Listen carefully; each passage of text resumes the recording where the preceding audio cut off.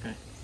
Hey guys, welcome back. Today we're going to show you how to adjust one of these Hayward valve actuators, GVA24. So take the 4 screws out of it and pull the top off, and it'll expose this. This is your stop one direction, this is the stop the other direction, and you can see these little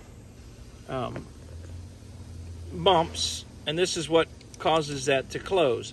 Now you'll notice this is grooved, and inside of this you'll see the grooves, and that's how it lines up. So if you just want it to stop evenly on both sides, you'll notice in the top of the stem that one of the slots is skinnier than the other, and that's where the off lines up. If you put the handle on it, off will line up with that.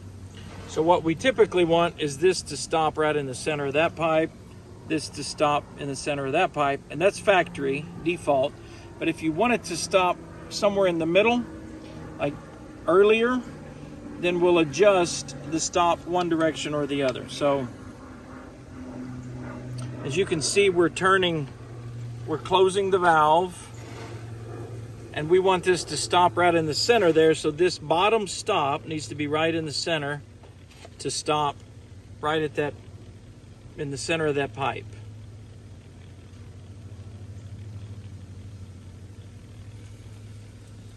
Okay, so that's perfect. Now when we're going to go back the other way, if you want to leave this partially open, maybe you want more water coming over the waterfall, we'll rotate it back to where we want the valve to stop. So let's just say that's right there. Now we'll move that bottom stop just up and then turn it. Maybe one more. There you go. So now that will be the new stop position. So let's test it.